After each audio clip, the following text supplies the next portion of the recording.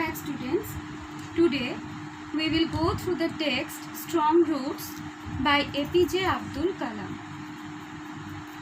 Abul Fakir Jainal Abidin Abdul Kalam. This is the full name of APJ Abdul Kalam.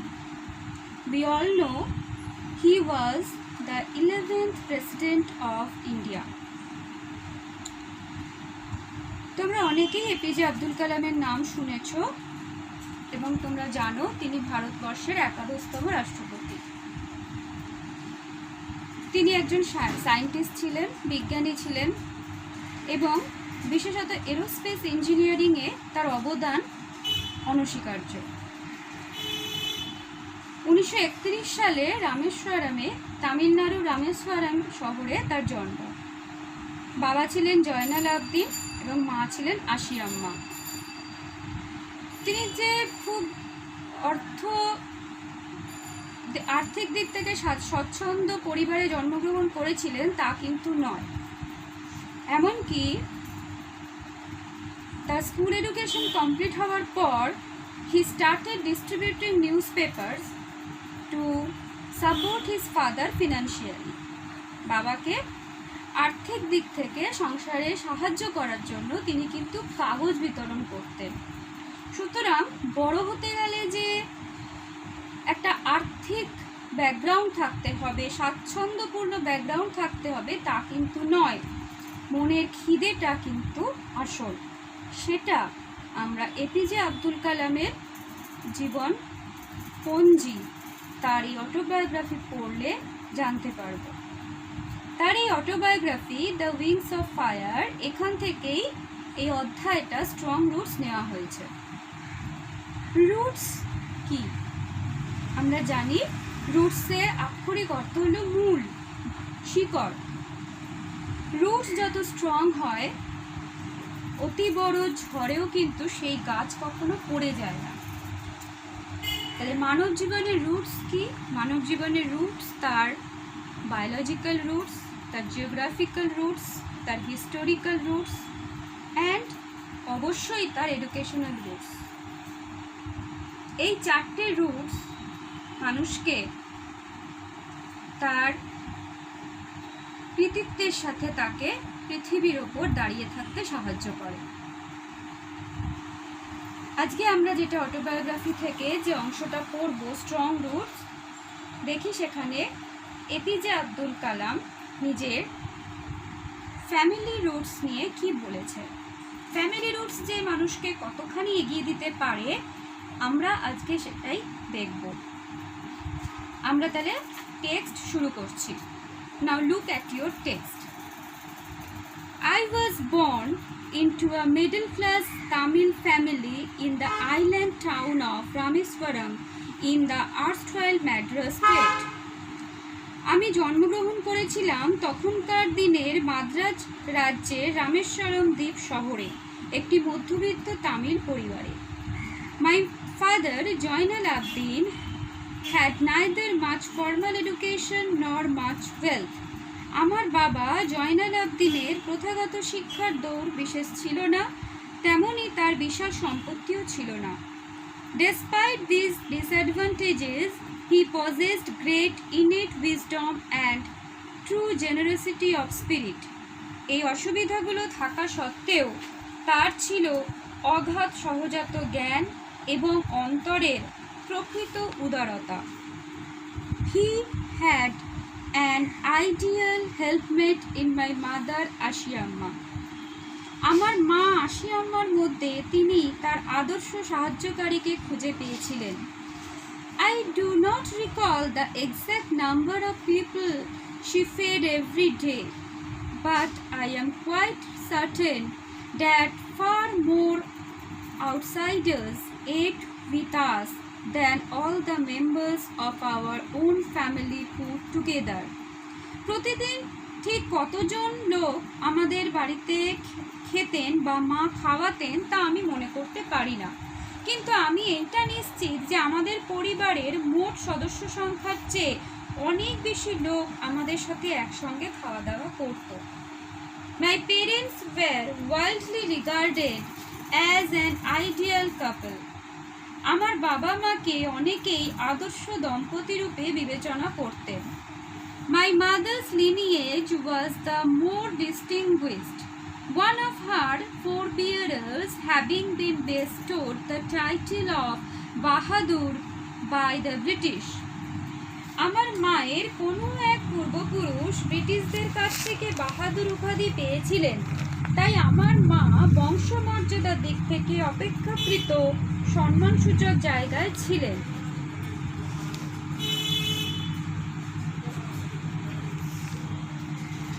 I was one of many children, a short boy with rather undistinguished looks. আমি ছিলাম অনেক সন্তান সন্ততির মধ্যে একজন, একটি ছোট্টখাট্ট আকর্ষণহীন চেহারার একটি ছেলে, born to tall and handsome parents.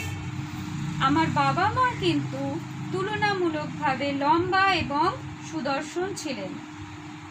We lived in our ancestral house which was built in the middle of the 19th century. আমরা আমাদের পৈতৃক বাড়িতে বসবাস করতাম, যেটি 19 শতকের মাঝামাঝি সময় নির্মিত হয়েছিল। It was a fairly large পাকা house. এটা ছিল বেশ বড় একটা পাকা বাড়ি, made of limestone and brick, চুনা পাথর আর ইট দিয়ে তৈরি। On the Mosque Street in Rameswaram. রামেশ্বরমের মস্ক স্ট্রিটে এই বাড়িটি ছিল। My austere father used to avoid all inessential comforts and luxuries. সরল সাদাসিধে জীবনযাপনে অভ্যস্ত আমার বাবা সব রকম অপ্রয়োজনীয় স্বাচ্ছন্দ্য ও বিলাসিতাকে এড়িয়ে চলতেন। However, all necessities were provided for in terms of food, medicine and clothing. কিন্তু সমস্ত রকম ব্যবহারের উপযোগী জিনিসপত্র যেমন খাবার দাবার, ওষুধপত্র এবং পোশাক আশাক সব কিছুর দিকেই বাবা সমানভাবে নজর দিতেন এবং তা আমাদের প্রয়োজন মেটাতেন। In fact, I would say mine was a very secure childhood, materially and emotionally. In fact, বাস্তব ক্ষেত্রে I would say, আমি বলতেই পারি, mine was a very secure childhood.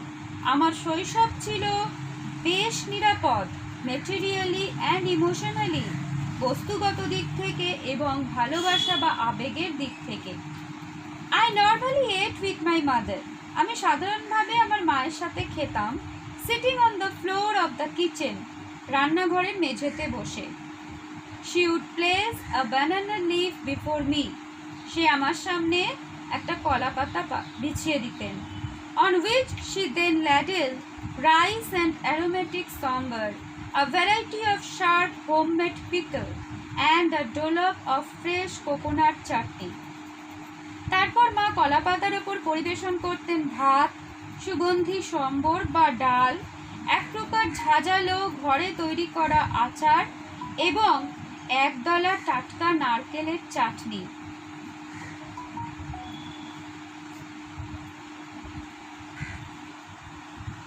The Shiva temple, which made Rameswaram so famous to pilgrims, was about a 10-minute walk from our house. Shiva মন্দির, যেটা রামেশ্বরমকে তীর্থযাত্রীদের কাছে বিখ্যাত করে তুলেছিল, সেই শিব মন্দিরটি ছিল আমাদের বাড়ি থেকে মাত্র 10 মিনিটের হাঁটা পথ। Our locality was predominantly Muslim. আমাদের যে এলাকাটা, সেই লোকালয়টা ছিল বেশিরভাগই মুসলিমদের বসবাস। But there were quite a lot of Hindu families too. কিন্তু প্রচুর সংখ্যক হিন্দু পরিবারও সেখানে বসবাস করত, living amicably with their Muslim neighbors. তারা কিন্তু তাদের মুসলিম প্রতিবেশীদের সঙ্গে বন্ধুত্বপূর্ণভাবে বসবাস করত। There was a very old mosque in our locality where my father would take me for evening prayers. আমাদের ওই অঞ্চলে একটা খুব পুরনো মসজিদ ছিল, যেখানে আমার বাবা আমাকে প্রত্যেক দিন সন্ধেবেলায় প্রার্থনার জন্য নিয়ে যেত। এটা হচ্ছে সন্ধ্যের নামাজের জন্য। I had not the faintest idea of the meaning of the Arabic prayers chanted.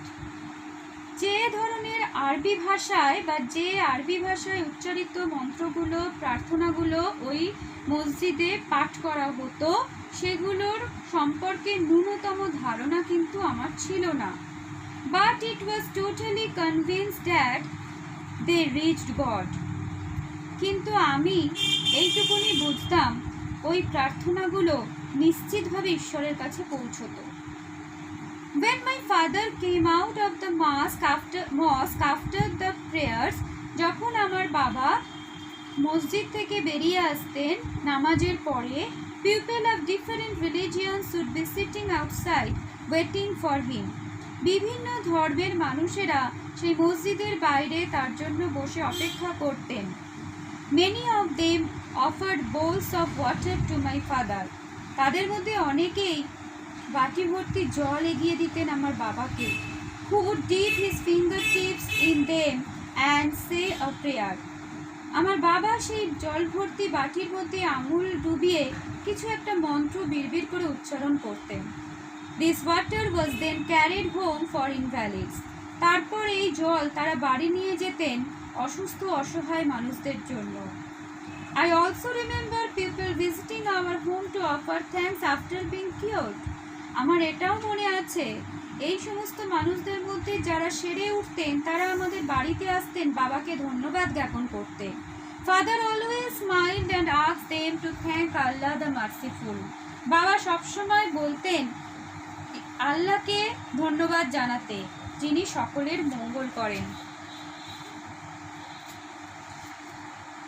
The high priest of Rameswaram temple, Pakshi Lakshmana Shastri, was a very close friend of my father's. Rameswaram মন্দিরের প্রধান পুরোহিত পক্ষী লক্ষ্মণ শাস্ত্রী ছিলেন আমার বাবার খুব ঘনিষ্ঠ বন্ধু। One of the most vivid memories of my early childhood is of two men, each in traditional attire, discussing spiritual matters. আমার শৈশবের বেশ উজ্জ্বল একটা মুহূর্ত বা স্মৃতি আমার মধ্যে বেশ বারবারে উঁকি মারে, সেটা হলো এই দুটি মানুষ, দুইজন ধর্মের দুটি ভিন্ন মানুষ, তারা তাদের ধর্মের পোশাক পরে দুটো ধর্ম নিয়ে আলোচনা করছেন এবং একই উদ্দেশ্যে। দেখো এটা কি ভীষণ রকমভাবে কনটেক্সচুয়াল, যেখানে আমাদের ভারতবর্ষে এখনও আমরা সাম্প্রদায়িকতার বেড়াজাল কাটিয়ে উঠতে পারিনি, সেখানে রামেশ্বরমে শিব মন্দিরের প্রধান পুরোহিত পক্ষী লক্ষ্মণা শাস্ত্রী তিনি তার নামাবলী গায়ে দিয়ে পইতে পড়ে আব্দুল কালামের বাবার সাথে ধর্ম বিষয়ে আলোচনা করছেন। আব্দুল কালামের বাবা কিন্তু তাদের ট্র্যাডিশনাল অ্যাটায়ার অর্থাৎ জোব্বা পরা। তাই বুঝতে পারছো ধর্ম কিন্তু কোনো ভেদাভেদ কখনো সৃষ্টি করে না। ধর্মের মূল কথায় কিন্তু কোনোদিনও ভেদ নেই। যা ভেদ আমরা করি তা কিন্তু মানুষে মানুষে করি, ধর্ম কিন্তু প্রকৃত জায়গায় কোথাও যেন এক। এটাই এখানে আব্দুল কালাম বোঝাতে চেয়েছে। When I was old enough to ask questions, I asked my father about the relevance of prayer. আমি যখন বেশ প্রশ্ন করার মতো একটু বয়সে পৌঁছালাম তখন আমি আমার বাবাকে প্রার্থনা করার যৌক্তিকতা সম্বন্ধে জিজ্ঞাসা করেছিলাম। My father told me there was nothing mysterious about prayer. আমার বাবা উত্তর করেছিলেন প্রার্থনার মধ্যে রহস্য বলে কিছুই নেই। Rather, prayer made possible a communion of the spirit between people. বরং প্রার্থনা মানুষে মানুষে আত্মার মেলবন্ধন ঘটায়। When you pray, he said, you transcend your body and become a part of the cosmos, which knows no division of wealth, age, caste and creed. যখন তুমি তখন প্রার্থনা করো, তিনি বলেছিলেন, তখন তুমি তোমার শরীরের অস্তিত্বের সীমা অতিক্রম করে মহাবিশ্বের একটা অংশে পরিণত হয়ে ওঠো, যেখানে ধনসম্পদ, বয়স, জাতি, ধর্ম, বর্ণ এসবের কোনো বিভাজন মানা হয় না।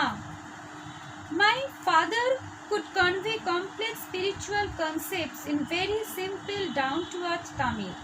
আমার বাবা খুবই সরল ঘরোয়া তামিল ভাষায় জটিল আধ্যাত্মিক বিষয়গুলোকে বোঝাতে পারতেন। He once told me in his own time, in his own place, in what he really is, and in the stage he has reached, good or bad, every human being is a specific element within the whole of the manifest divine being.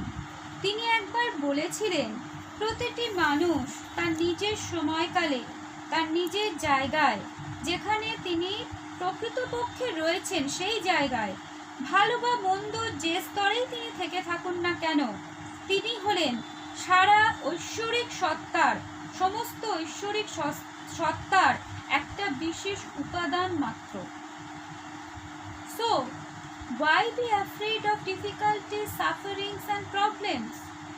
তাই যন্ত্রণা, সমস্যা, এই সমস্ত কঠিন পরিস্থিতিতে এত ভীত হব কেন? When troubles come, try to understand the relevance of your sufferings. যখন সমস্যা আসবে, চেষ্টা করবে তোমার দুঃখ কষ্টের অন্তর্নিহিত কারণ জানার। Adversities always presents opportunities for introspection. দুঃসময় সর্বদাই আত্মসমীক্ষার একটা পথ তৈরি করে দেয়। অ্যাডভার্সিটি অর্থাৎ তোমার জীবনের কিছু প্রতিকূল পরিস্থিতি অলওয়েজ সবসময় প্রেজেন্ট করবে, তোমার সামনে নিয়ে আসবে অপরচুনিটিস ফর ইন্ট্রোস্পেকশন, তোমার আত্মসমীক্ষার সুযোগ। অর্থাৎ তুমি জীবনে যতবার প্রতিকূল পরিস্থিতিতে পড়বে, সেই প্রতিকূল পরিস্থিতি তোমাকে তোমার নিজস্বতাটাকে চিনিয়ে দেবে। তুমি কিভাবে প্রত্যেকটা প্রতিকূলতাকে জয় করবে সেই জায়গাটা তোমাকে দেখিয়ে দেবে। যেমন আমরা দর্শনে জানি, ফিলোসফি বলে যে কোনো বিষয়ই কার্যকারণ সম্পর্ক ছাড়া ঘটিত হতে পারে না। অর্থাৎ কোনো কাজ ঘটলে তার পিছনে কোনো কারণ থাকবে। সেরকম আমাদের এখানে আব্দুল কালাম সেটাই বলেছেন, অর্থাৎ আব্দুল কালামের বাবা তাকে এটা শিখিয়েছেন যে আমাদের সাফারিংসের পিছনেও আমাদের নিশ্চয়ই কোনো না কোনো যুক্তি আছে। সেই যুক্তিটাকে যদি উপলব্ধি করতে পারি, তাহলে আমাদের অ্যাডভার্সিটিসগুলো, আমাদের প্রতিকূল পরিস্থিতিগুলো আমাদেরকে এগিয়ে নিয়ে যাওয়ার পথ দর্শন করাবে। Why don't you say this to the people who come to you for help and advice? যারা তোমার কাছে সাহায্য এবং পরামর্শের জন্য আসে, তাদেরকে কেন তুমি এইগুলো বোঝাও না? I asked my father. আমি আমার বাবাকে একবার প্রশ্ন করেছিলাম। He put his hands on my shoulders and looked straight into my eyes. তিনি আমার কাঁধে হাত দিলেন এবং সোজা আমার চোখের দিকে কিছুক্ষণ তাকিয়ে রইলেন। For quite some time he said nothing. অনেকক্ষণ তিনি কিছুই বললেন না। As if he was judging my capacity to comprehend his words. যেন মনে হলো এরপর তিনি যে উত্তরগুলো আমাকে দেবেন সেইটা বোঝার মতো আমার ক্ষমতা হয়েছে কিনা তিনি যেন এক পলক আমাকে বুঝে নিলেন। Then he answered in a low deep voice. তারপর তিনি মৃদু এবং গভীর স্বরে উত্তর দিলেন। His answer filled me with a strange energy and enthusiasm. তার উত্তর আমাকে এক অদ্ভুত প্রাণশক্তি আর উদ্দীপনায় ভরিয়ে তুলল। তিনি কি উত্তর দিলেন দেখো? Whenever human beings find themselves alone, as a natural reaction, they started looking for company. যখন মানুষ নিজেদেরকে একা অনুভব করে, তখন স্বাভাবিক প্রতিক্রিয়া হিসেবে তারা কোনো দোসর খুঁজতে শুরু করে। Whenever they are in trouble, they look for someone to help them. যখন তারা সমস্যায় পড়ে, তখন তারা কোনো একজনকে তাদের সাহায্য করার জন্য খুঁজে থাকেন। Whenever they reach an impasse, যখন তারা কোনো সংকটজনক অবস্থায় উপনীত হন, they look to someone to show them a way out.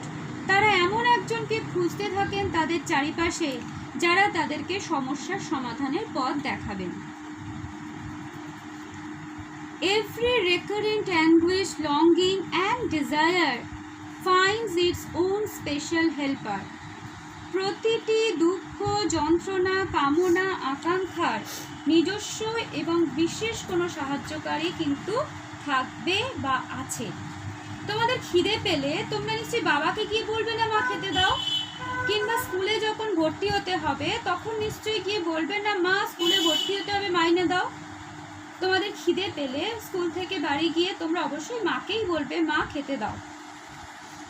Tuition fees দিতে গেলে বাবাকে বলবে বাবা আমার টিউশন ফিসটা লাগবে। এই যে প্রত্যেকটা সমস্যার একজন রেকারেন্ট হেল্পার, উপযোগী সাহায্যকারী, লেখকের বাবা সেটাই বলছেন। প্রত্যেক সমস্যার কিন্তু উপযুক্ত সমাধান আছেই। For the people who come to me in distress, I am but a go-between in their effort to propitiate demonic forces with prayers and offerings. দুর্দশা বা যন্ত্রণায় পড়ে যারা আমার কাছে আসেন তাদের জন্য আমি তাদের প্রার্থনা আর পুজো দিয়ে অশুভ শক্তিকে তুষ্ট করার চেষ্টায় একটা মধ্যস্থতা করার চেষ্টা করি। অর্থাৎ তাদের এবং ঈশ্বরের মধ্যে, তাদের মধ্যে দুঃখ যন্ত্রণা ভোগ করতে করতে যে অশুভ শক্তির অনেক সময় উৎপত্তি ঘটে, সেই অশুভ শক্তি আর ঈশ্বর নামক শুভ শক্তি এই দুটোর মধ্যে মধ্যস্থতা করি আমি। This is not a correct approach. এটা কিন্তু সঠিক পদক্ষেপ নয়, at all, কখনোই নয়, and should never be followed, এবং অবশ্যই এটা অনুসরণ করা উচিত নয়। One must understand the difference between a fear-ridden vision of destiny and the vision that enables us to seek the enemy of fulfillment within ourselves. এই লাইনটা ভীষণ ইম্পর্টেন্ট, তোমরা দাগ দিয়ে রাখবে।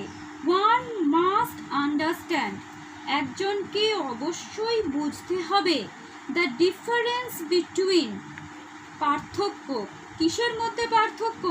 A fear-ridden vision of destiny, ভাগ্যের বা নিয়তিতে কি আছে সেইটা ফেস করার যে সবসময় একটা ভয়, এই বুঝে কিছু হলো, এই বুঝে কিছু হলো, এই যে সবসময় যে ভয়, এই ভয়টা, and the vision that enables us to seek the enemy of fulfillment within ourselves, এবং নিজেদের সাধ্য মতো, নিজেদের প্রত্যাশা মতো কিছু পেতে গেলে যে শক্তিটা আমাদের সামনে শত্রু হয়ে দাঁড়ায়, আমাদের সেই প্রত্যাশা পূরণ করতে বাধা দেয়, সেই শত্রু আর আমাদের নিয়তিতে কি আছে সেই ভয়, এই ভয় আর ওই শত্রু, এই দুজনের মধ্যে কি পার্থক্য, এই পার্থক্যটাকে আমাদের অবশ্যই খুঁজে বার করতে হবে।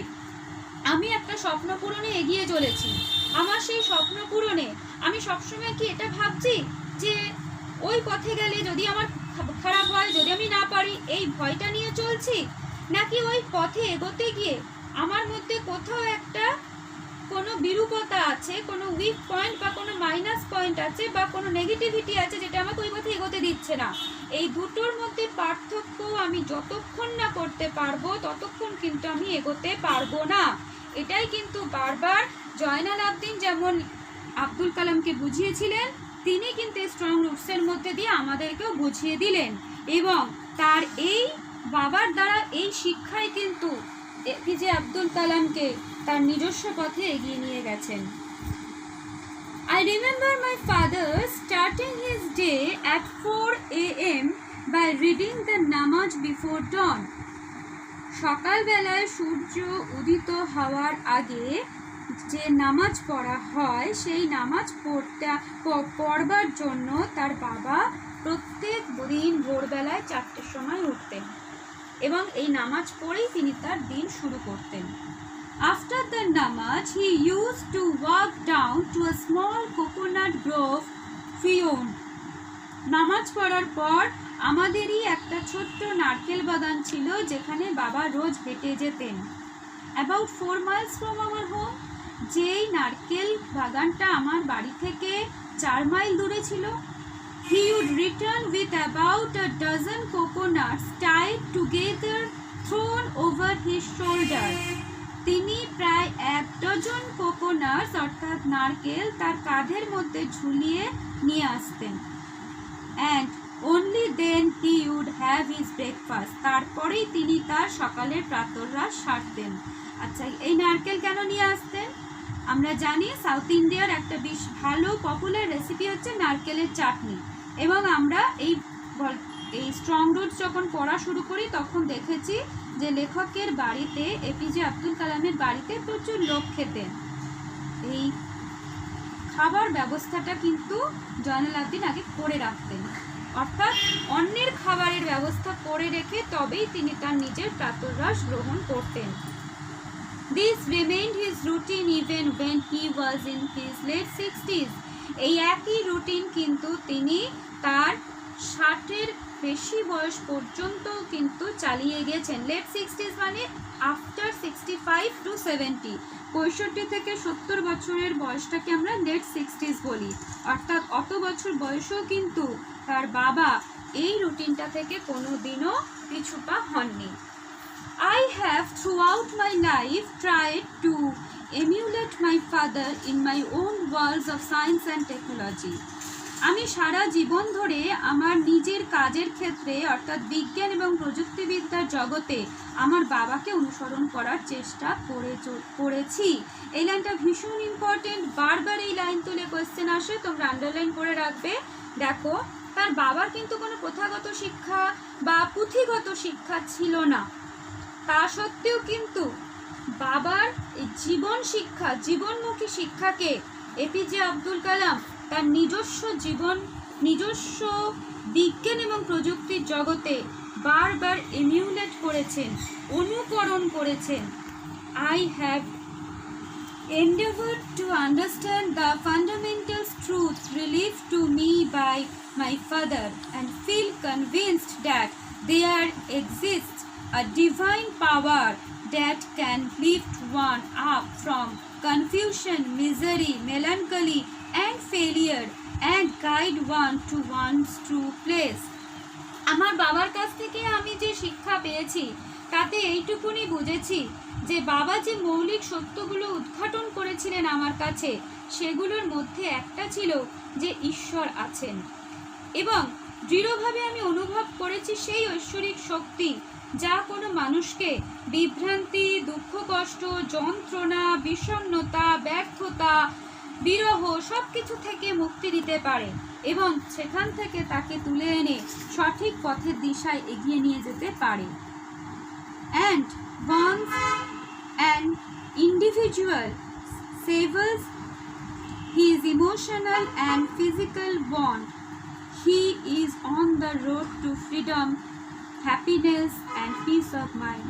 আর একবার যদি কোনো মানুষ তার আবেগগত, দেহজ বা শারীরিক সমস্ত বন্ধন ছিন্ন করতে পারে, তবে সে মুক্তি, সুখ ও মনের শান্তি অর্জন করতে পারবে বলেই আশা করা যায়। এই লাইনটাও ভালো করে লক্ষ্য করো। once an individual severs his emotional and physical bond. আমরা অনেক সময় আমাদের শারীরিক এবং আবেগগত কিছু বন্ধন থেকে আমরা নিজেদেরকে কখনোই মুক্ত করতে পারি না, ভীষণভাবে মায়ায় জড়িয়ে পড়ি। লেখক বলছেন এখান থেকে যদি বেরিয়ে আসতে পারি, এখান থেকে যদি বেরিয়ে আসি, তাহলে কিন্তু আমাদের যে হ্যাপিনেস আর পিস অফ মাইন্ড অর্থাৎ শান্তি এবং সুখ যেটা আমরা সবসময় খুঁজি, সেই রাস্তায় কিন্তু আমরা অবশ্যই হাঁটতে পারবো। আমাদের সেই পিছু টানটা কাটাতে হবে। Thank you.